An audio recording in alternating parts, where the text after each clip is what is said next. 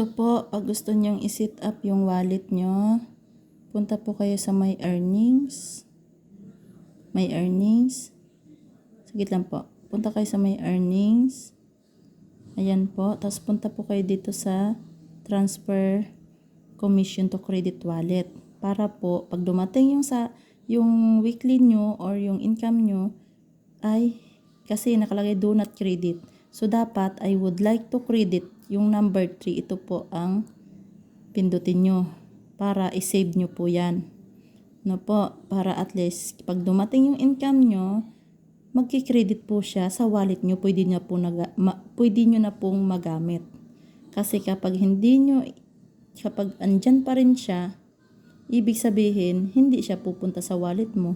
Hindi mo pa rin siya magamit. So, kailangan i-set up nyo po yung credit wallet nyo. Ganyan po yan. Tapos, save nyo po.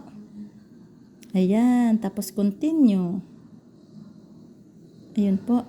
Yan. So, ngayon, kapag dumating ang income nyo, yan, katulad nyan, titingnan, sorry. Ayan, so wala siyang income pa ngayon kasi bagong-bago pa lang. So, dito po makikita ang income nyo na dollar. So, pwede nyo nang magamit. Ayan, okay na po yan. Nakaset up na po. Thank you. Balik ulit kayo sa home. Tapos yan, basta dito lang kayo lagi. Kung anong gusto nyo dyan, may membership. So, dito po ang makikita, 17 September. Ito po yung, hindi pa si ate nakabayad. So, pero pwede pa siyang bayaran. Okay po. Kailangan, dito nyo siya makita. Ito yung due date nyo. 17. Ayan. Sige po, salamat.